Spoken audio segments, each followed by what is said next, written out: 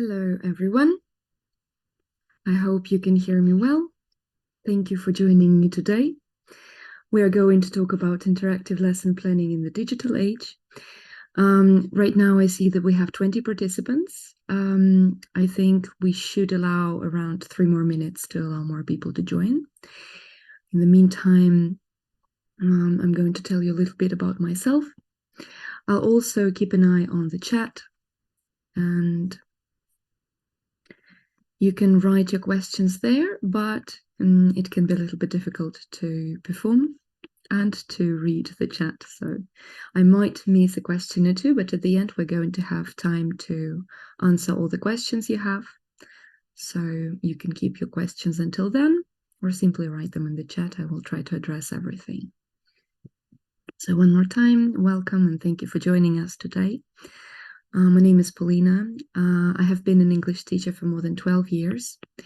And also for the last 6 years, I've been a teacher trainer and director of studies.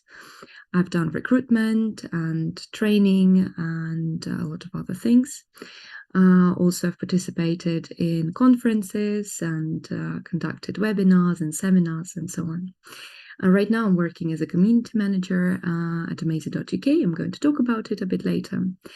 And also, I still teach. I teach online exclusively, and I create interactive, original lessons.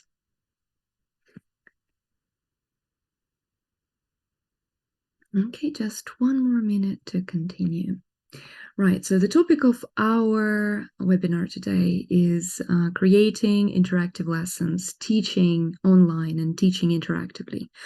And before I talk about anything, I wonder how many of you already create original lessons. So here on the screen, you can see an online poll.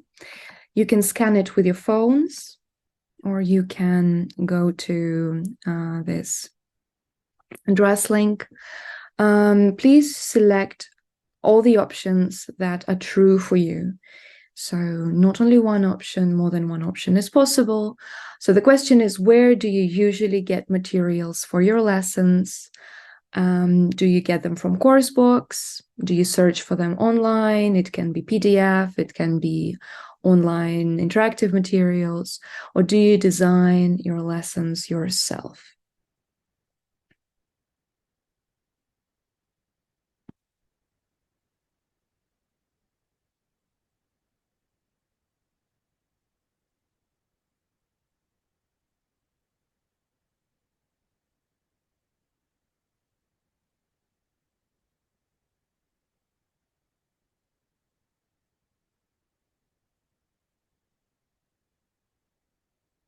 Okay, interesting. We have a lot of people designing lessons themselves. This is exciting.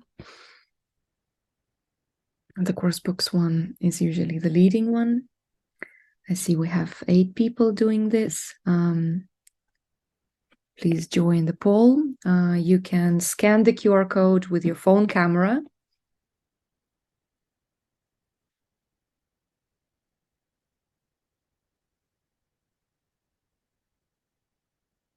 Okay, I will keep this poll active until the end of the seminar. So if you want, you can join it a bit later and you can select the options. So exciting, 63%. Okay, 60 now. Okay, thank you. As expected, course books are usually the leading one.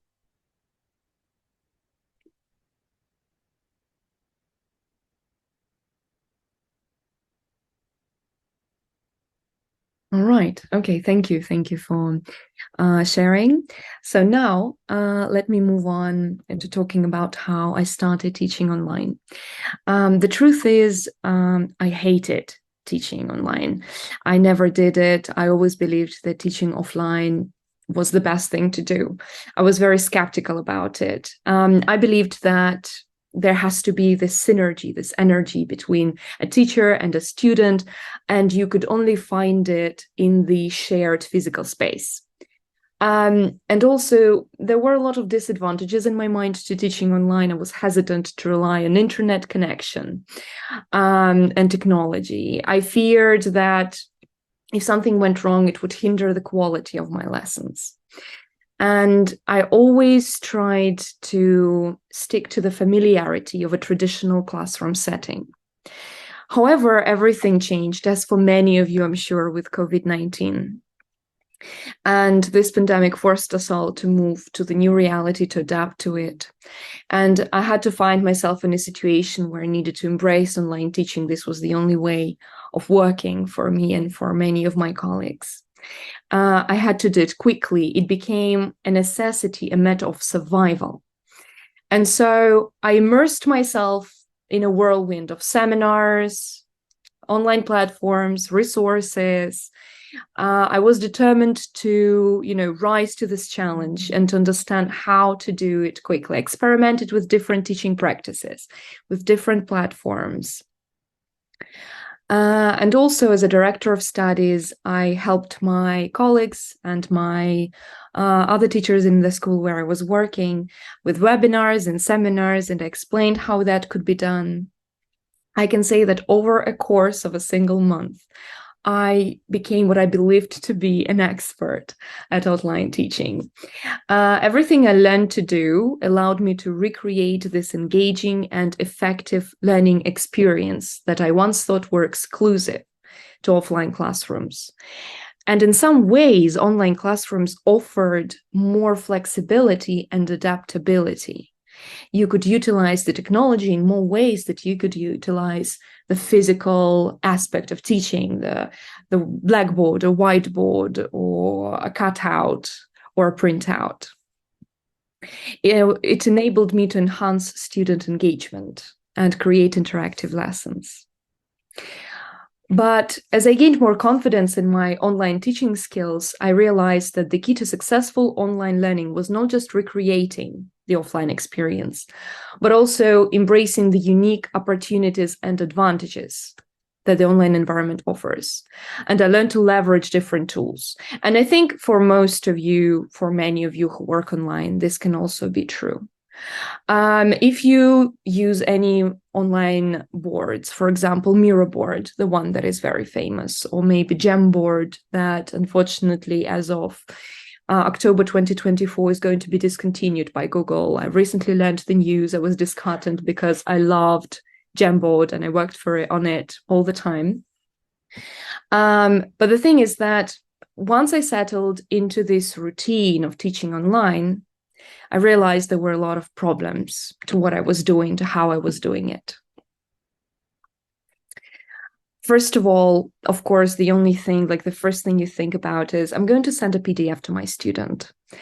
I'm going to, I don't know, send a screenshot. I'm going to send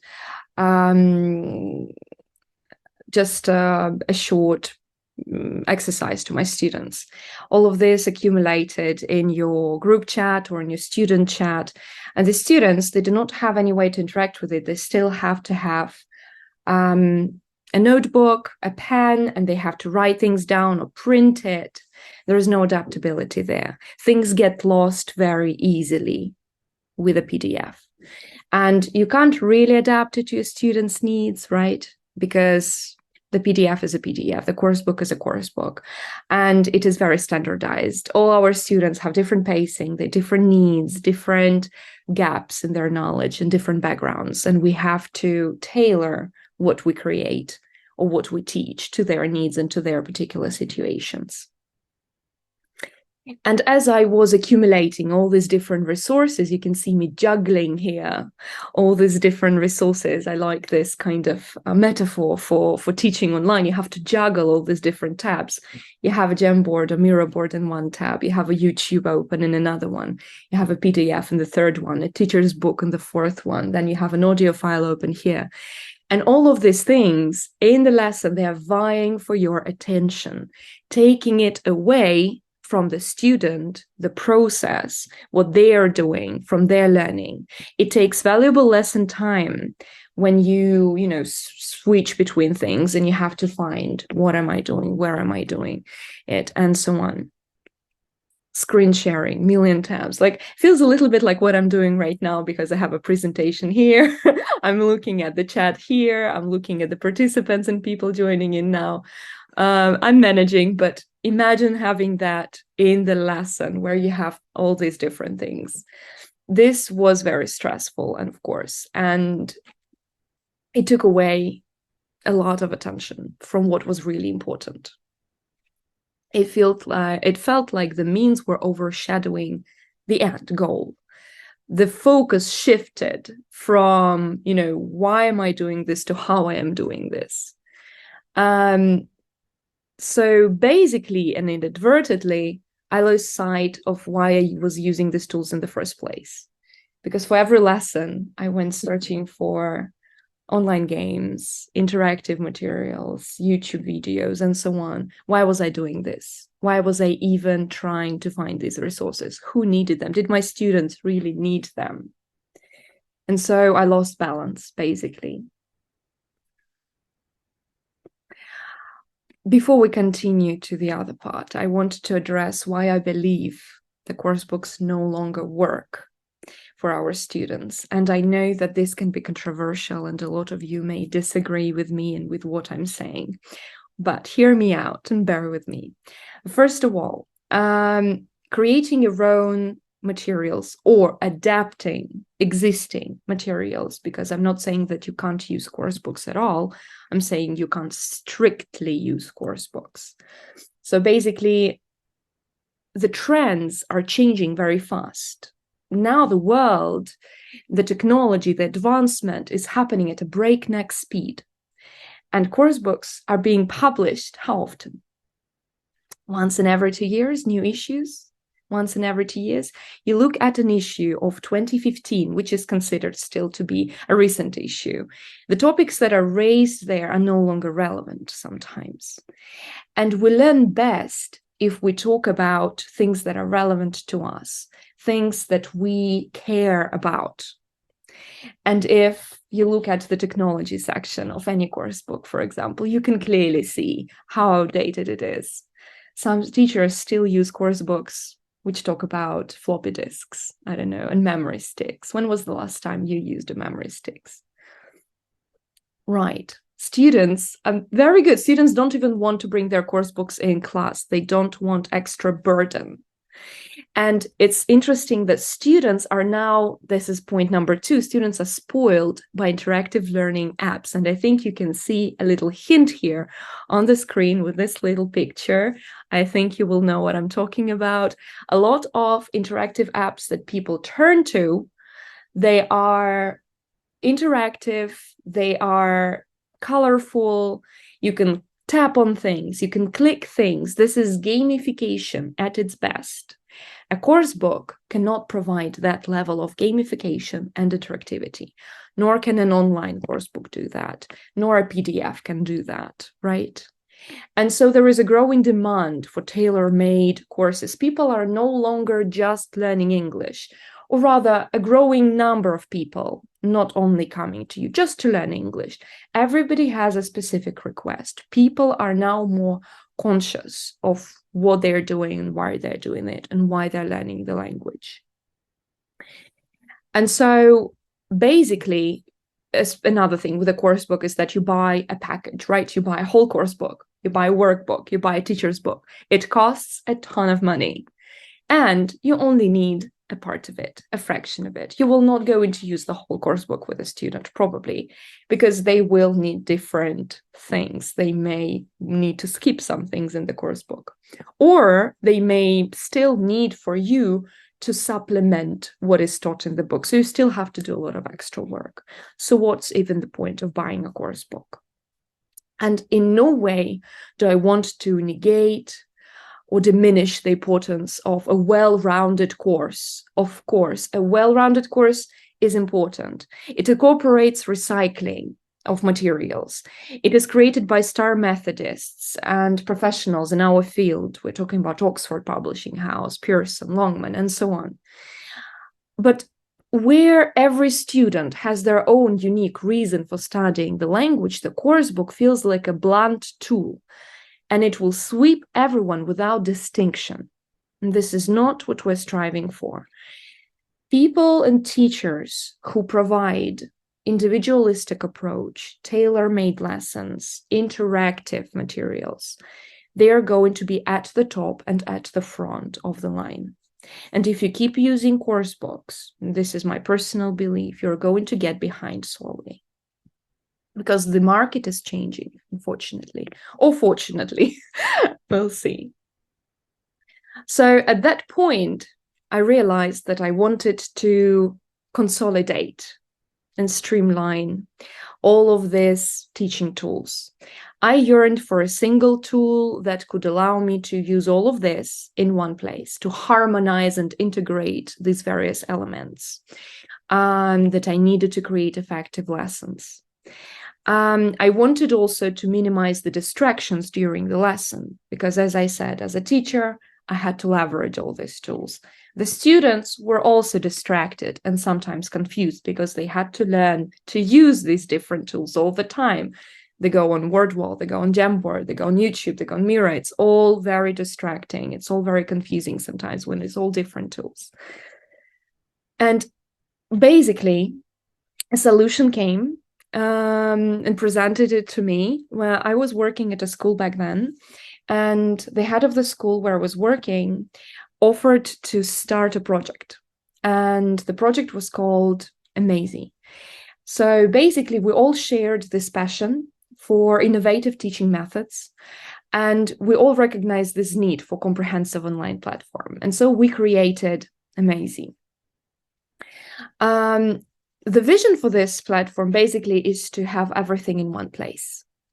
Yes, Genially is another one. Genially is another one, and I like it, really like it. But again, it's one type of exercise you can create. You can create some interactive board games or presentations, but it cannot, I think, replicate everything. Like, it does not provide everything you need. So obviously, what we created is still not the most, one in all tool. We are still working and making it a one in all tool, but let's see what we can do. So basically, Amazing is a dynamic and comprehensive online platform designed to support teachers in creating, sharing, and delivering engaging and interactive lessons. There are a lot of already made lesson materials created by other teachers. You can easily share what you create. You can download these lessons, and you can customize them very easily. Then you share the lessons with students right there on the platform. They open the lesson and they do all the work. The exercises are self-checking, so you don't need a teacher's book. Everything is already in one place, so you don't need to have any tabs open. You can embed YouTube videos. You can add links if you want to, add a Genially stuff or something like that. You can add links as well. There is matching, gap filling, and so on. We even have a voice recorder, and we have word counter, and I'm going to show you the different tools that we have in a moment. So here you can see different advantages that I feel this platform has. So first of all, it puts the students in the driver's seat of their own learning.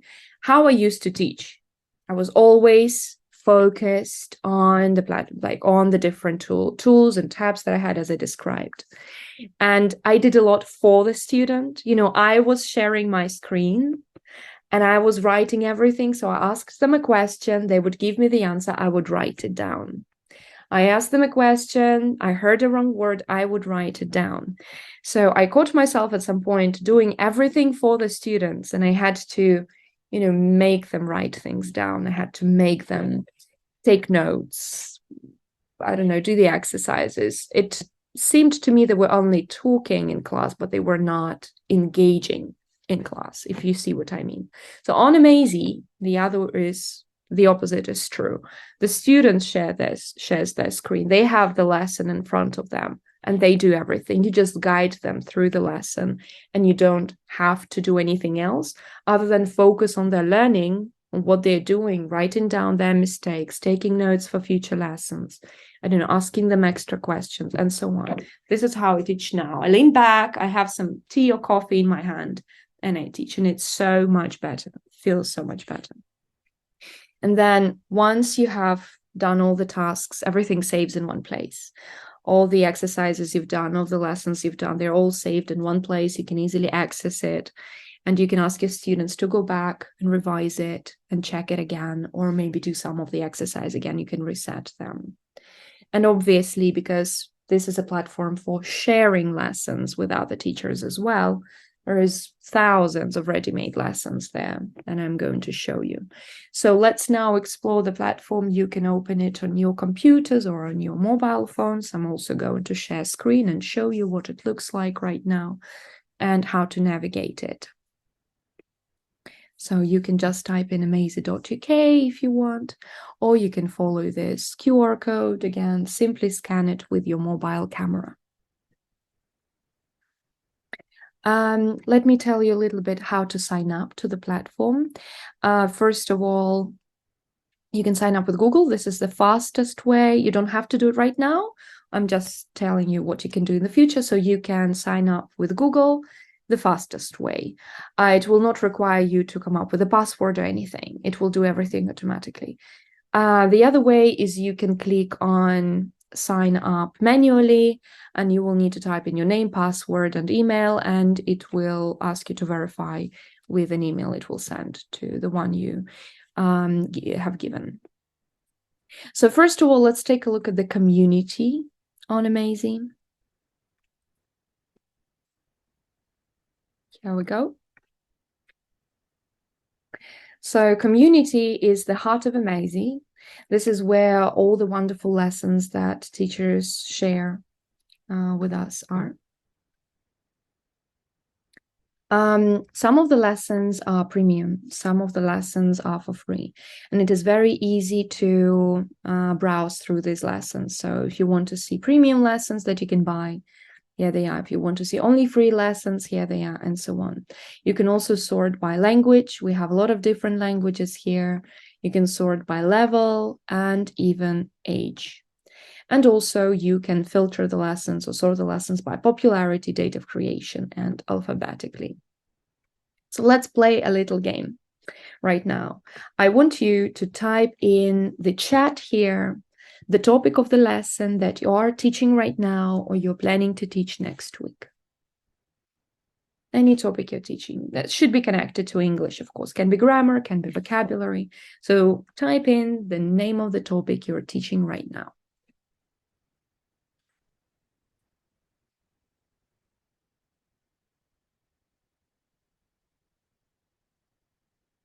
Okay, we have incredible journeys, we have healthy way of living.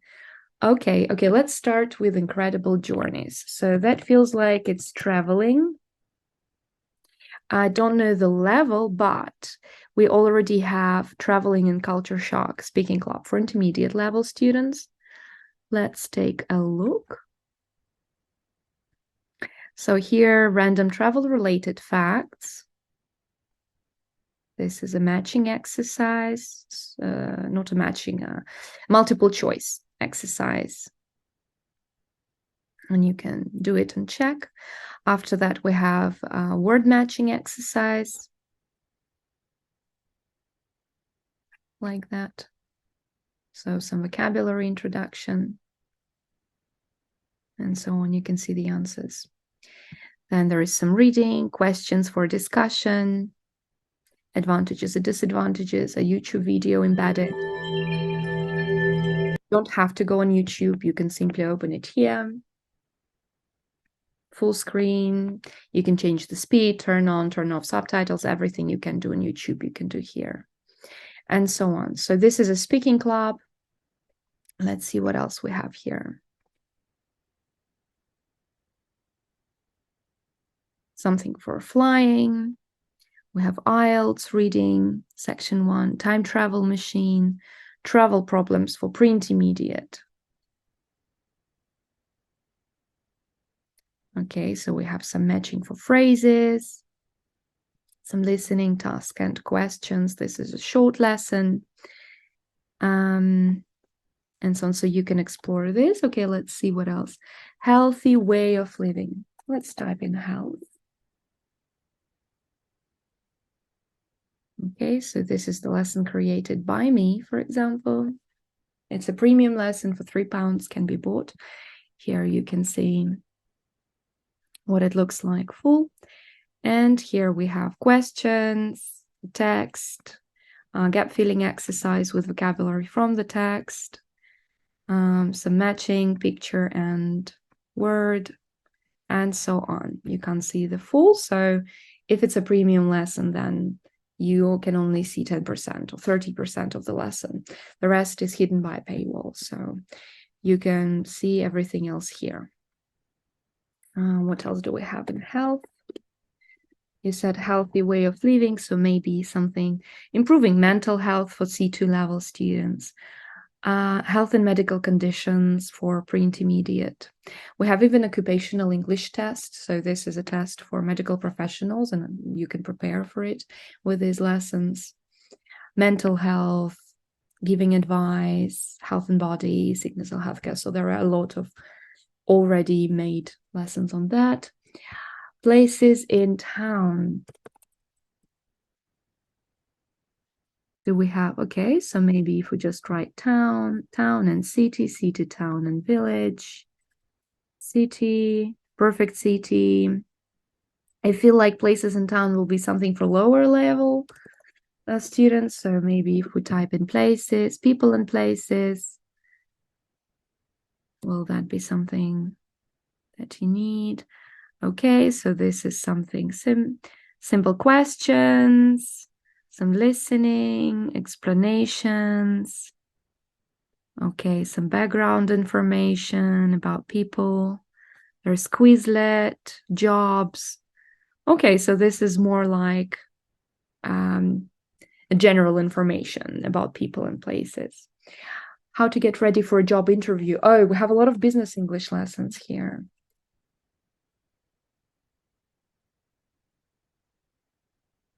Right, job interview preparation, questions, this one as well. So let me just send the links. Okay, is there an app or just a website? This is just a website, but you can use Amazy on your computer, on your phone, and on your tablet. It is easier to create lessons on your computer, of course, on the PC or laptop, but students can access everything on their phone, in the browser. It still works fine, and it's accessible. There's no app yet. Maybe in the future we will. Conditionals. Okay, I love conditionals because we have very comprehensive lessons created again by me. And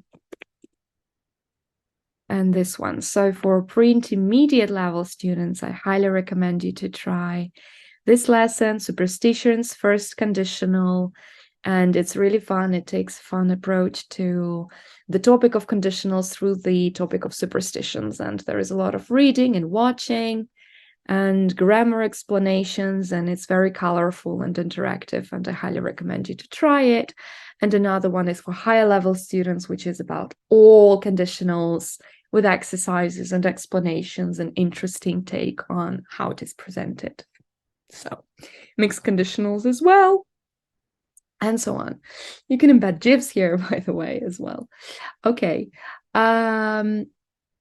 Can the lessons be locked for students? So let me get to it a little bit later. So I will paste the links here. So you can take a look at them. So what we're going to do now is I'm going to show you how you can work with the lessons that you save. So when you are in the community here, right, you search for lessons you like. And for example, you want to use this conditional lesson. Let's say it's Superstitions First Conditional. You can directly download it if you know this author, if you know them well, if you know they're doing a great job. You can simply click on copy lesson here, or you can first open the lesson. This is a preview. You take a look at it. Okay, everything's fine. This is just a preview, copy to drafts, and so on. So on the left, you can see different sections. We have the community section, the feed section, drafts shared and purchased. I'm going to tell you about each of these in turn, and we will get to how you share lessons with students after that. So obviously, community is where you see all these lessons. Now you can see who creates these lessons as well, and you can open the profile of this person. So for example, this is a friend of mine, by the way, and she creates fantastic lessons. I use them all the time with my higher level students, and I really like her lessons. So what you can do, you can follow this person, and basically in your feed, you will see only lessons of teachers that you follow. So when they publish a lesson, you will see it in your feed. So basically, community is where all the lessons published by all teachers are. And in the feed are only lessons published by the teachers that you follow. You can also subscribe to certain accounts, and you can do this yourself as a teacher as well. So what does it mean? You can see here that some of the lessons are free, but some of the lessons are premium.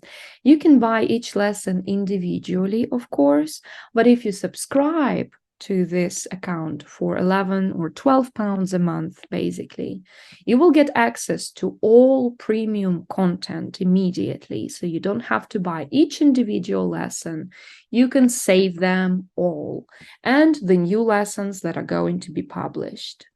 So this is how you can save money. You can subscribe. You can cancel the subscription anytime, of course, or you can keep subscribed. This is what I always recommend. If you want to become a content creator as a teacher and you want to sell educational content, it is important that you publish content regularly and you create new lessons regularly and publish them so that you keep your subscribers.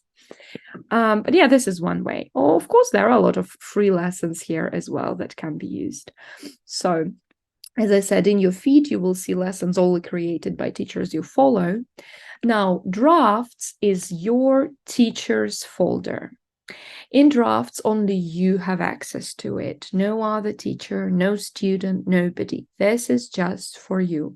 This is where you create your own lessons. This is where lessons that you buy or save are stored.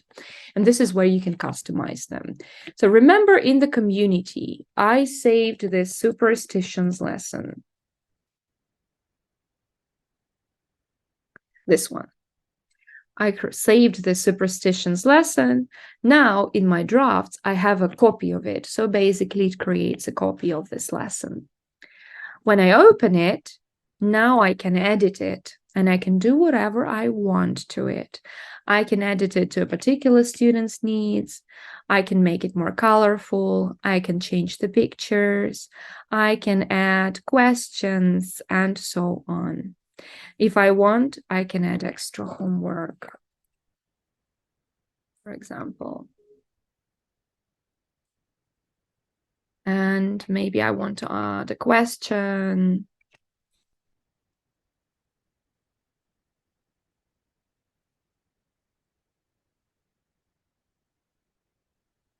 And so on. And maybe I want to ask my student to answer the question in a voice recording. Like this. So, and then I share. Once I've done everything I want, I click share. So this is how I share a lesson with a student. You can create a unique invitation link. This is, pay attention, the code here is unique, so it's always different. If you share this lesson with one student and you don't want this code to work anymore, you can delete it and you can create a new one. And this will be a new link, like a new code completely. So for every student, you can create a completely unique new code to make sure that they don't send it to anybody else. But even so, if they do, you will see that. So you copy this link, you send it to the student. Once the student opens this link, it will create a separate copy of this lesson just for your new student.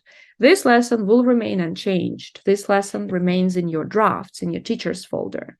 but in your shared folder, you will get a copy of this lesson.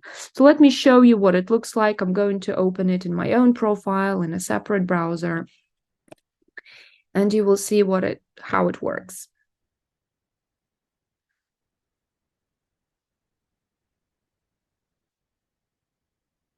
Okay, done that. Now here, you can see that now we have a new file here, a new lesson card called Superstitions First Conditional. So the one I have in drafts is a separate thing. It's my teacher's file. Nobody has access to it. And this creates a different copy. Of course, students need to have an account to be able to create these copies and to access them. If your students are small kids or they don't want to have accounts or something else, you can simply send them a view-only link like this. So you can turn on a view-only link. Now, this link becomes a view-only. So anybody can open it and can see it, but they can't save it. They can't save progress. They can't copy anything. So they can open the lesson as a student. They can do all the exercises, but when they reload the page or when they close it, everything will be erased and they will have to start anew. So this may work as just, I don't know if you are showcasing your work to your potential employers or potential students, and you want to show them what the lessons will look like, for example. You can send them a view-only link. But I always recommend copy for students. It's easier. So now here in shared, we have this lesson with my student. Once she starts doing the exercises here, I will see the changes. I will need to refresh the page to see the changes, but it doesn't matter.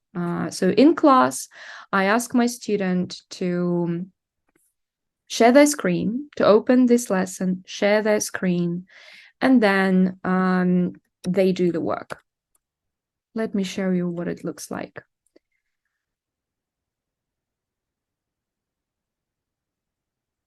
Okay, so now you should be able to see both of these folders open. Yeah, I see you do. So one more time, this is a teacher's version of the same lesson, and this is a student's version of this lesson. So you can see here for Polina Miglovsky, and this is from Amazing Shorts. Amazing Shorts is the account I'm sharing it from. So as a student right now, I can also see who is in the lesson right now, who is observing it. I can tick things. I can write things. So here the cat is crossing the road. Maybe I want to copy paste.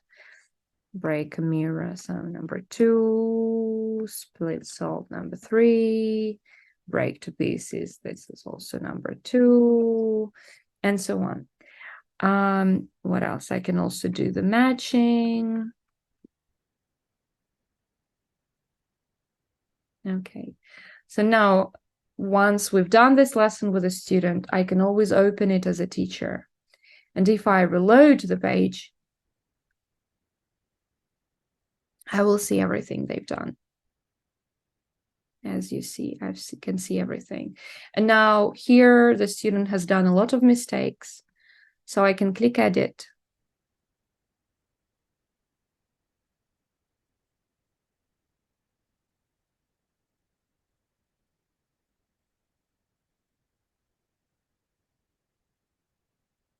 And I can reset her answers.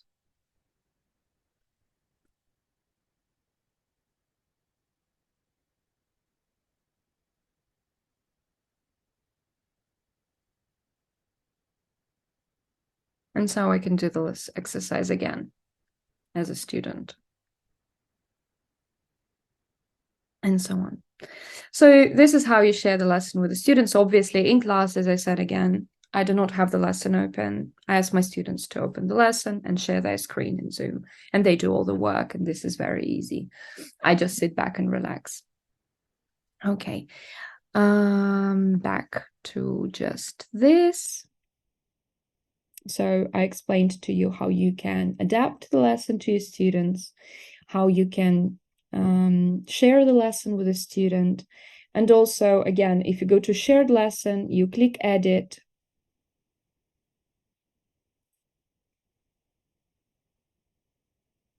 You can change whatever you want again. This is a lesson already shared with the student. You can add extra homework here as well.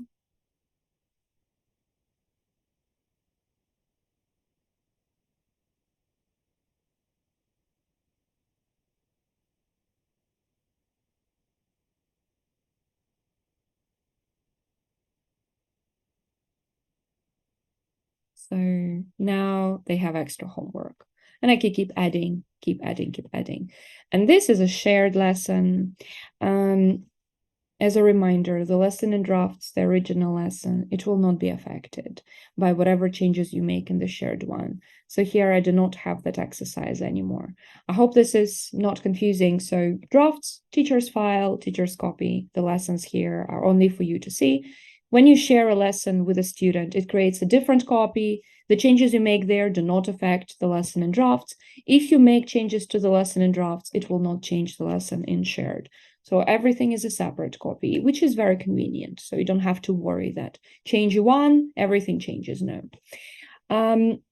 Right, so this is what you can do. And now, of course, you can imagine that if you have a lot of students, maybe you have 5 different students and you keep sharing lessons with them, this can get pretty messy, right? So you will have lessons shared with 5 different students all here. We as teachers love order. We love to, put everything in the right place. And of course, we understand that because we are teachers ourselves. We've created folders for you.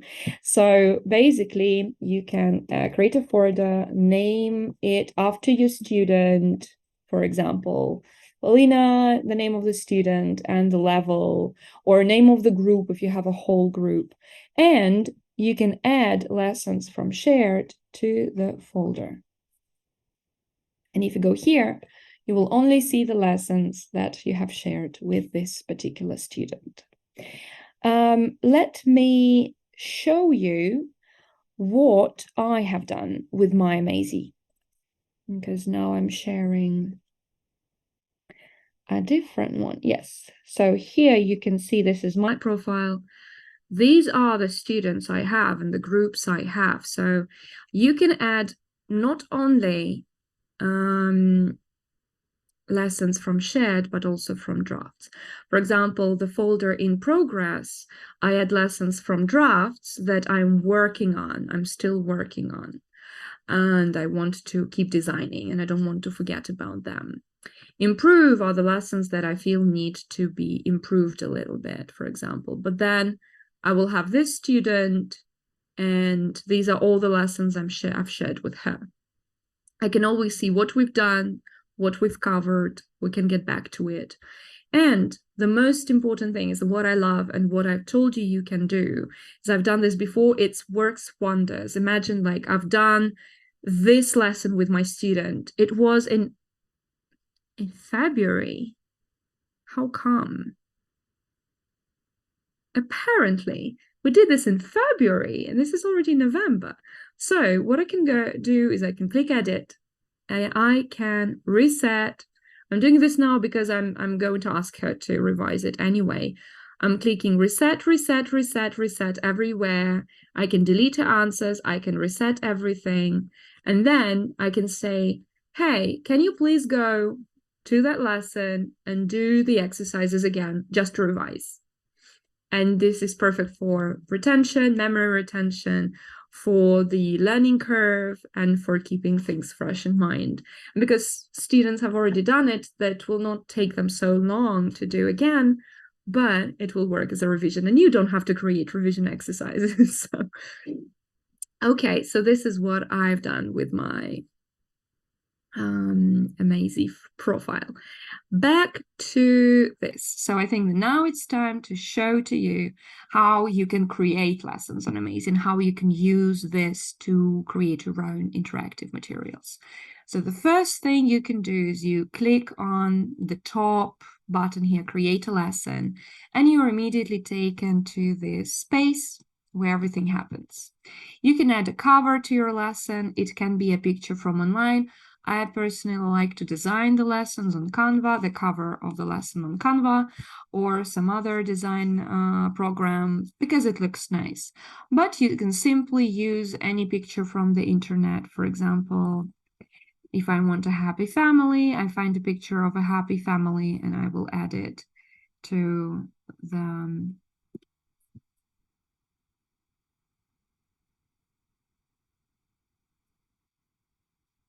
cover picture.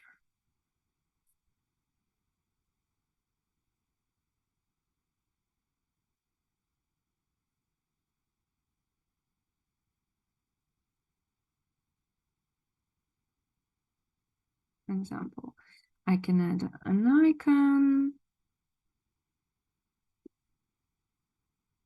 and select language, age, and level, for example.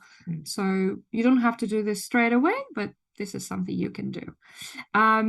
This is always the same dimensions. It's the same dimensions as in LinkedIn banner. So if you, for example, go on canva.com, and you can find this LinkedIn background photo. This is the same kind of dimension that our profile, not profile, hold on. What is it called? Cover photo. Yeah, the cover picture, the same dimensions. So, for example, you can choose this and write, I don't know, Christmas lesson. Okay, it's not free. So choose something free. Okay, I got Christmas lesson here or family. And I can save it and add it to the profile, doesn't matter. So this looks nicer. Okay, so now what you're going to do, you can simply start typing. This is text. And you can make it bold, italic, underline, strike through, everything you want to do with the text. You can even turn it into a spoiler. I like to do this with possible answers. So this hides the answer behind a spoiler. I'm in editing mode now. If you want to see how it looks for the students, you click on Student View in the top right corner here. I think this will be easier for you to see. So here in the top right corner, Student View. I'm going to show you later. So first of all, I'm making objectives, for example. I want it to be orange and bold, right? I think I want to make it a heading. So a heading is a bigger type of text. You can change the size, but you can do anything else with it as well.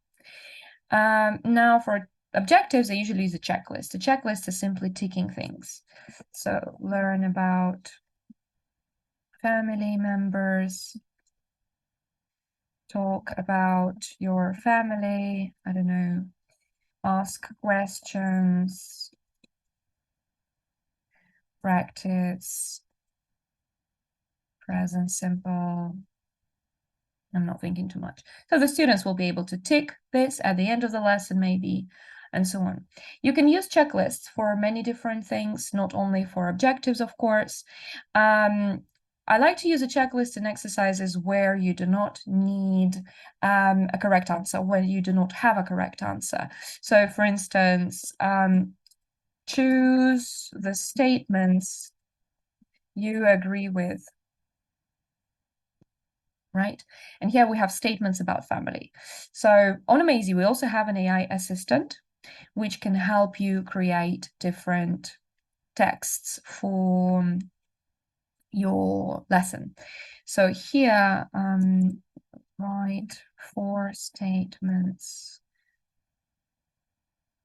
about family.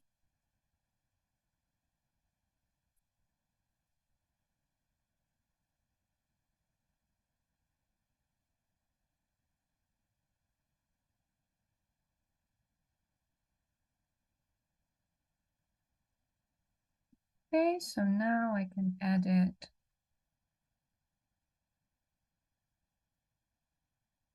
here.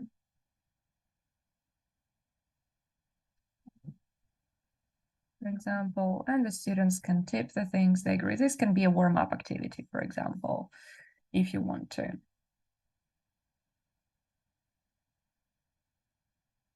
Okay, so this is a checklist for you. Now, the next thing is link.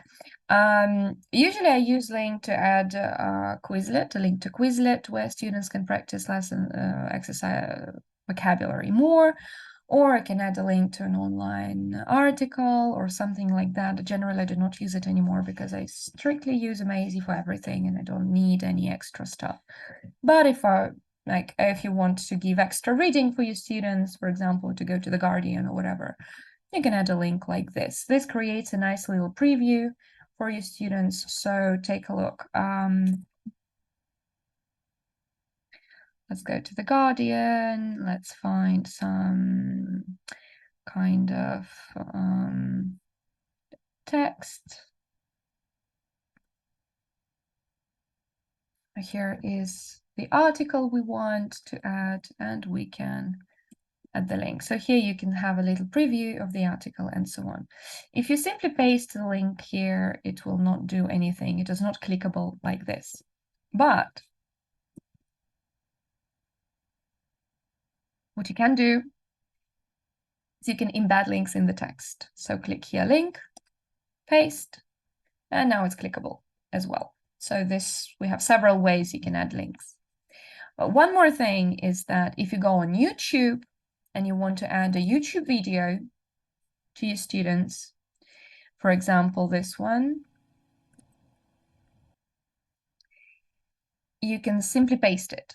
And this is how it embeds. So you do not really need to add anything like link here. So if you do this, this will create a preview, which will take you on YouTube, and you do not want that. You want to stay in the lesson as much as possible. So simply paste the link like text.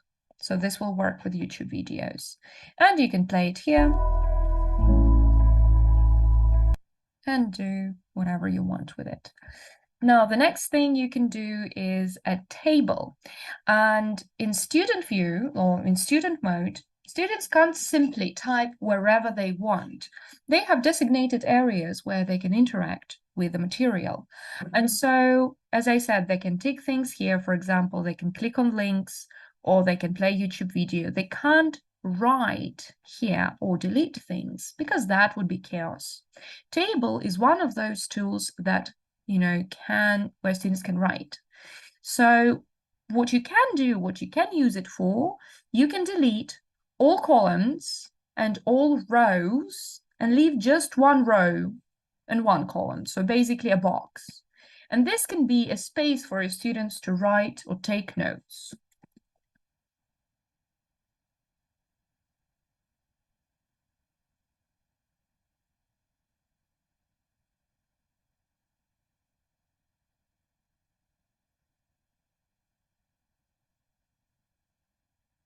Like that.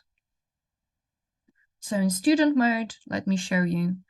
I can't write here, but I can tick. I can't write or change anything here, but I can write here. And so on. Back to edit mode. The next one is timer.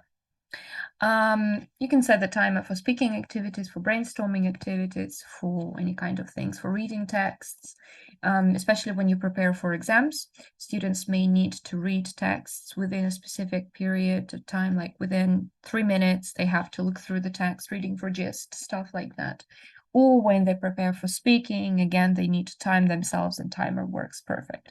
Another thing, which is actually a fun thing to do, you can add it to the beginning of the lesson and set the timer for how long this lesson should take you to do, which I do not advise for it really, but you can do whatever you want. So it can be a 1-minute timer. You set it yourself. So in student mode, you start the timer and it starts ticking.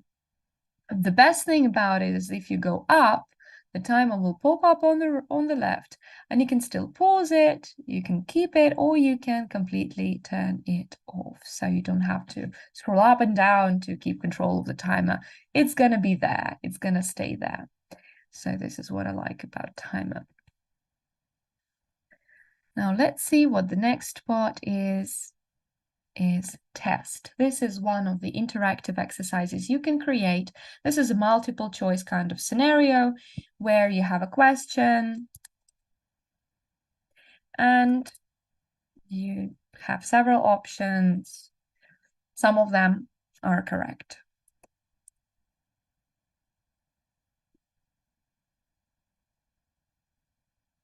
So let's make it a simple question. We'll ask you to choose 2 and 3, and you need to tick the correct answer.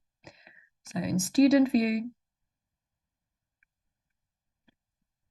here we go.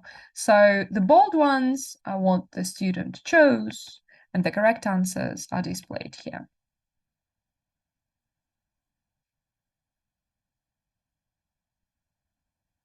This was test. Now recorder is another perfect way to practice speaking outside of the classroom or even inside of the classroom.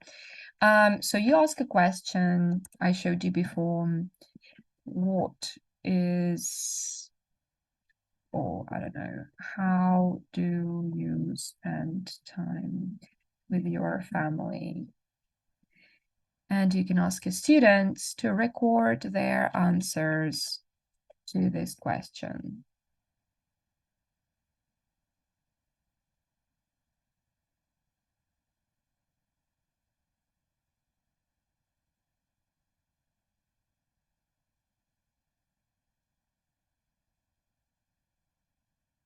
Let's see how it works.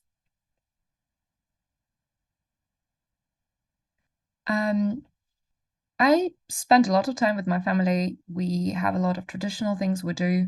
Every weekend, we have a family meal where we gather around the table and share our news and stories of what happened with us during the week. So this is what your student recorded for you. I spend a lot of time with my family. We have a lot of traditional things, so you can listen to it. But imagine that your student is speaking very slowly, with a lot of pauses and hesitations and utterances. So you can play it at a fast speed. We do every weekend, we have a family meal where we gather around the table and share our news and stories. Saves a lot of time for you, right? As teachers, you don't have to listen to everything at the same speed, so you can speed it up. And your students can do this. Again, I sometimes record short messages to the students myself. So this is all saved. I sometimes go back to what my students recorded for me and listen and show them what they recorded, and they can hear their own progress, which is fantastic. So it's all stored here. Okay, we go back. This was recorder. Matching gaps is a type of exercise where you have multiple choice for the same multiple choice for everything. So you have a text or sentences, and the students have to choose from one list of answers. So imagine I write, the grass is green, the sun is yellow, the sky is blue. And what I do here, how I do this exercise, I click or I select the word or words or sentence that I want to be an option. And I click on gap. And so now this is one of the options. Now I click on this one and on this one. So now we have 3 different options to choose from. In student view, let's make a mistake. I'll say the sun is blue and the sky is yellow. So you see this one is correct, this one is wrong, and if I click on it, I can still see the correct answer as a student. So it's self-checking, self-correcting, and when it's done, like the students can see their answers already, do not spend time on homework checking with this kind of exercise. And it's one of the easiest exercises to do. You simply paste in the text and you click on the words you want to send to this list, and the students choose from this list. Now, divider simply divides like 3 asterisks that divide parts of the lesson. This is simply visual. Images and media, you can use it but not strictly. You can copy paste things in the lesson. You can drag and drop. You can even go to, I don't know, images, copy the image from here and paste it here, and it will upload like this. But we also have Unsplash, so it's connected to Amazee, and this is like a royalty-free bank of images that you can use even in your premium lessons. And you can add pictures here as well. So you can add images of families, for example, for this type of lesson. You can ask them to describe it and so on. And it already gives the credit to the author. So everything is done for you, don't worry. And there are a lot of beautiful images there that you can use in class. A word counter is a tool for writing texts, passages, extracts, and essays or emails, anything that requires a specific number of words written. So, of course, for exam preparation, this is invaluable because you set the number of words the students have to write. And as they write it,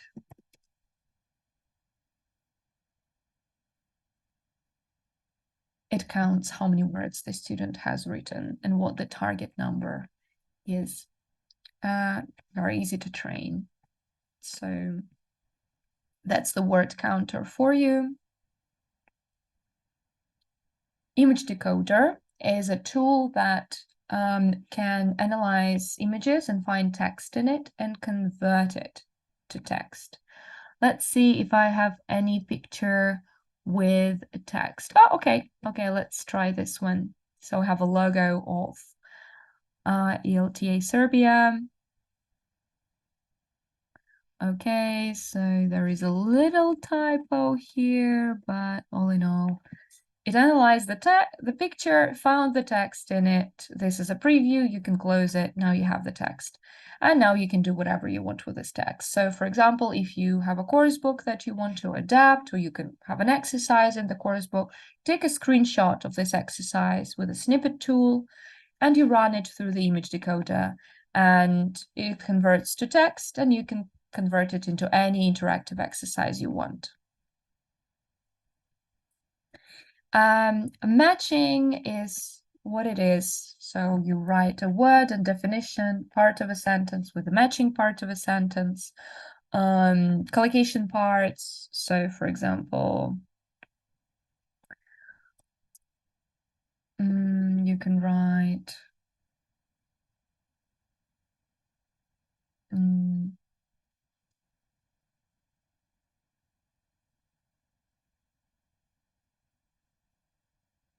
like this.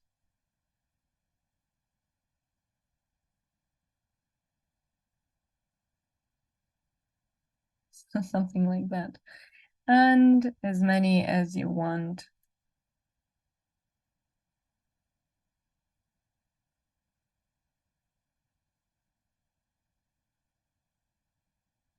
And then you match like that.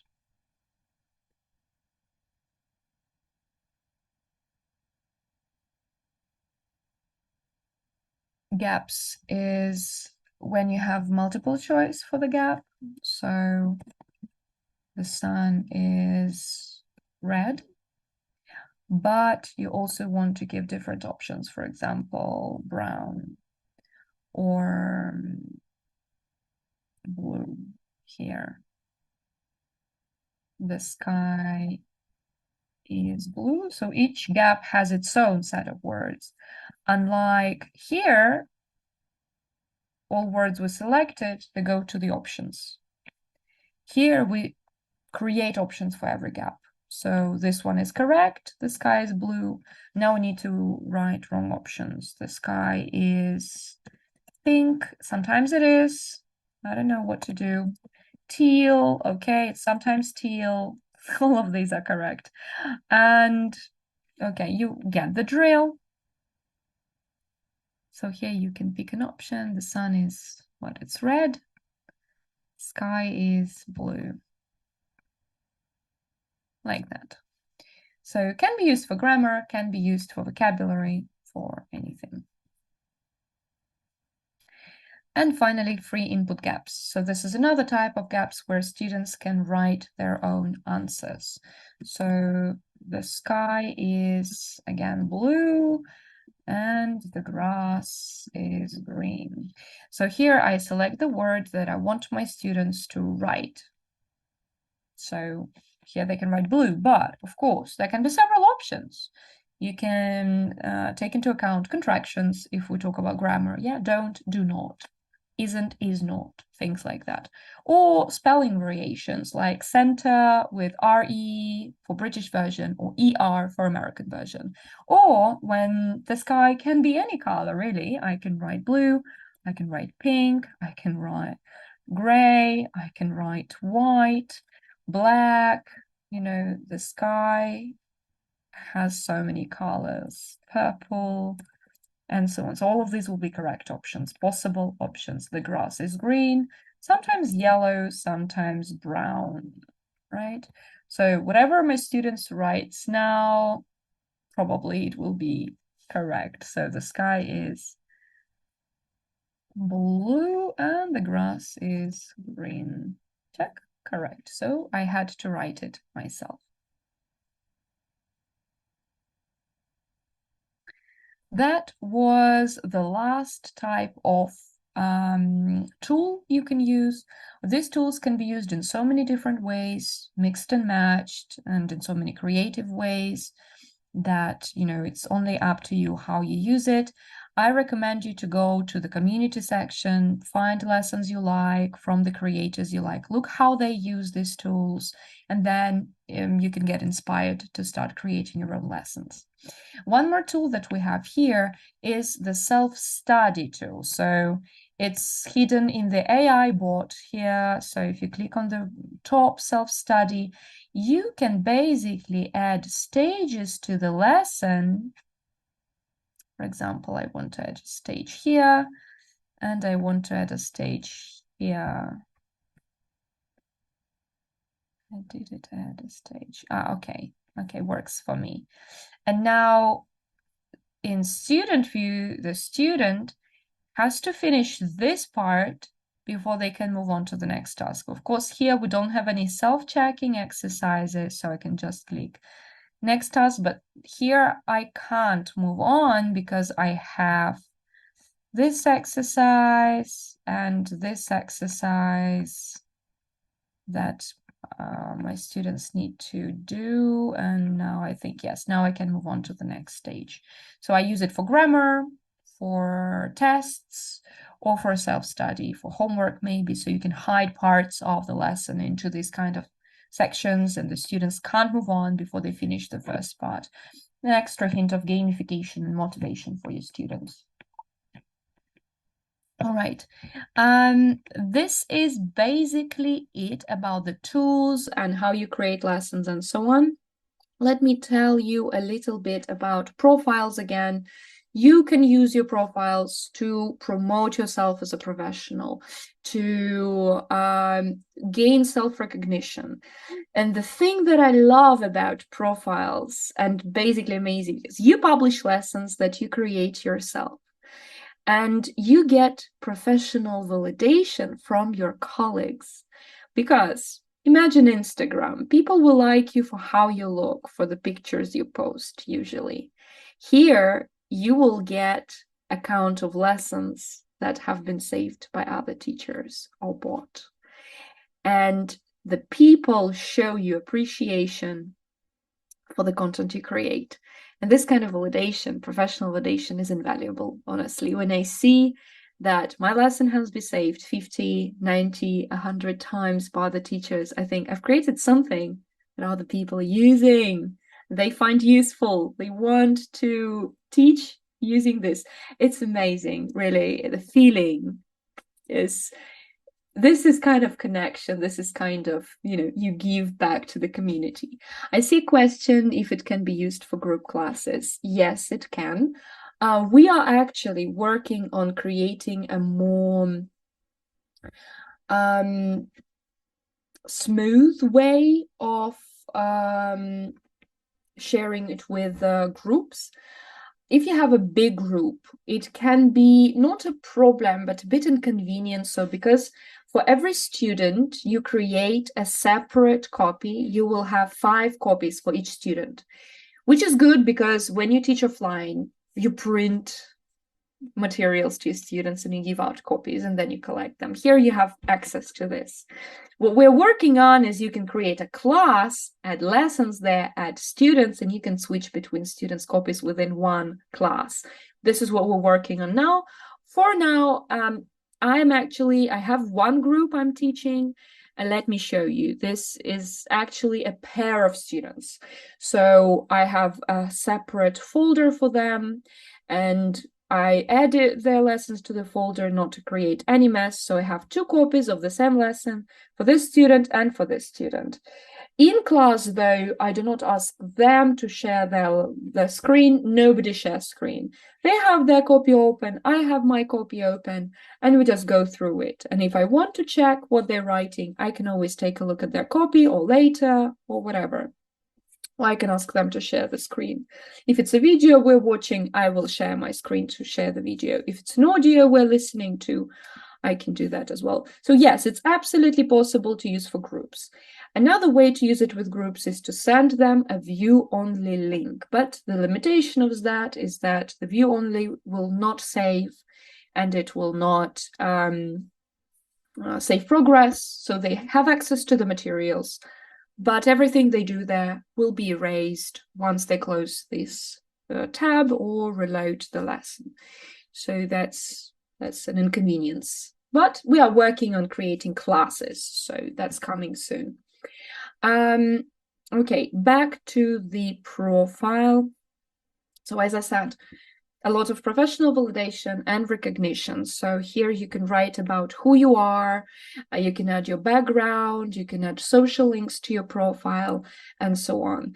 And you can use this to show to your potential employers. So if you are, for example, applying to work with a school, you can send them a link to your profile and you can display there the type of lessons you teach, the type of materials you've created, to give them an understanding of what kind of teacher you are, what kind of things you do. And I think this will give you a huge advantage over other candidates. And of course, nothing comes without challenges. Almost done with describing everything. Of course, as I said earlier, you need to have an understanding of lesson planning when you work on Amazy, because you have to create your own original lessons. In your drafts, if you do not share it with the community, if you don't publish your lesson, you can use copyrighted materials, of course. You can use a course book and adapt it and run it through image decoder. You can use PDFs from, I don't know, some websites where you download, buy them and add them to Amazy if you want. Just simply do not add them to the community, because we protect creators' rights. We delete lessons that contain materials not original. So that's a very important thing. So anyway, if you create your own materials, of course, it's important to know how to do that, to know the stages of lesson. There has to be a warm-up, pre-reading, reading, post-reading. There are different, of course, approaches. There is the PPP, test teach test approach, there are dog-me approach, flipped classroom. We actually have a few flipped classroom lessons there on Amazy. You just need to search for them in the community, type in flipped, yes. And this teacher, Alexandra, she creates fantastic flipped classroom lessons for advanced students. I've used them with my high-level group. They loved it, especially the topics about rent crisis, taxation, tipping culture. Oh, fantastic. Love it, truly. Not all lessons in the community will be of the same quality. So this is why I say it's better to follow creators you like and to go to your feed to see what lessons have been published by people you like, because anybody can publish a lesson to the community. We moderate it, of course. We delete lessons that contain copyrighted materials. Or we delete very short lessons or something like duplicates. But still, there will be very short lessons. There will be lessons of, dubious quality, and they will be lessons of very good quality. So there are disadvantages to that as well, but you as teachers know what you like, what you want to use, so I think should be no problem to you. So just here a few examples. Sometimes I can see somebody pasting a huge text from like Wikipedia, no breaks, no questions. It will take so long a student to read this, no clear exercises, something like that. Or for example, somebody uses one type of exercise extensively, like matching gaps, where you select words to send to the options box, right? And then there will be a very long text with like 15 different options. This will be a nightmare to complete for a student. So we are trying to solve this issue, to educate and to help teachers learn how to create lessons, because this is a skill on its own. You can be a great teacher and a terrible content creator. This can happen. So we try to help, we try to educate. We have several profiles that we curate. One is called Amazing Content, another is called Amazing Shorts, where we publish materials created by us, based on different approaches and that we believe to be of a very high quality. And also we have published several templates that you can use. So you open the template and you can change everything there, but it gives you the guideline of what kind of exercises there can be, what kind of introduction, warm-up, and so on you can create.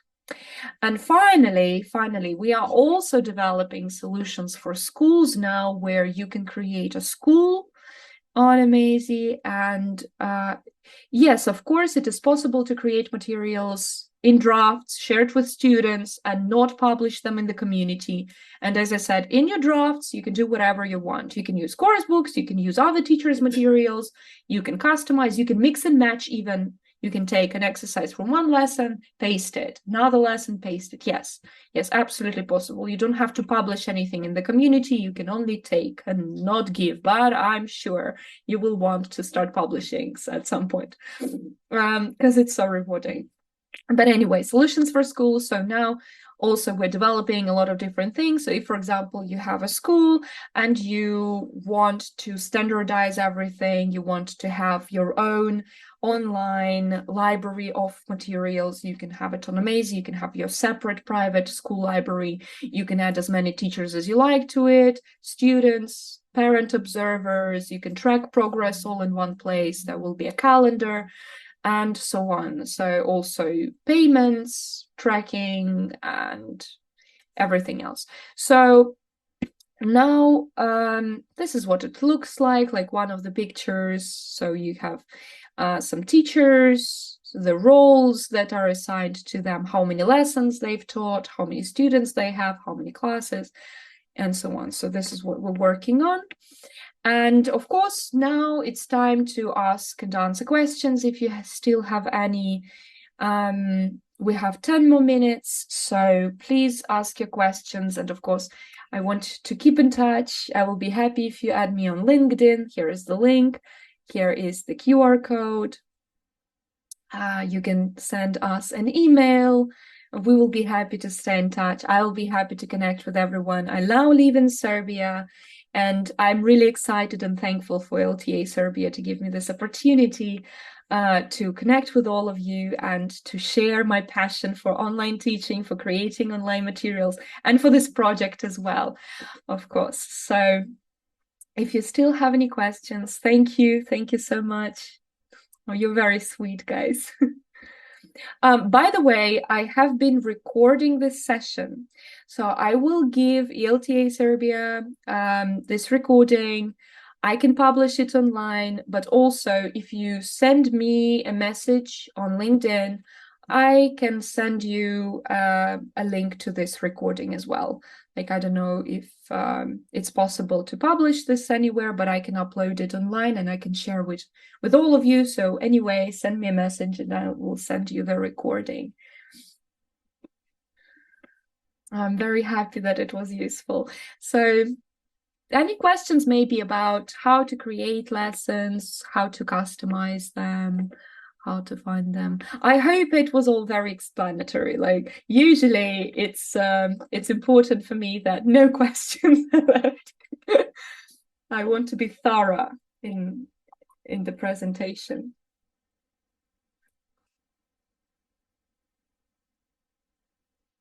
All right, so I think I can stop recording then. Hope to see you online, maybe. Yes, so if you have questions when you start creating, when you start working, please text me, send an email to this address. We're always there to help. We also have a WhatsApp chat for teachers, so just text me and I'll help you with everything, and I'll be happy to chat more and simply connect. Okay, I think we can finish at this point. Thank you so much. You're a wonderful audience. And see you later. Bye bye, guys.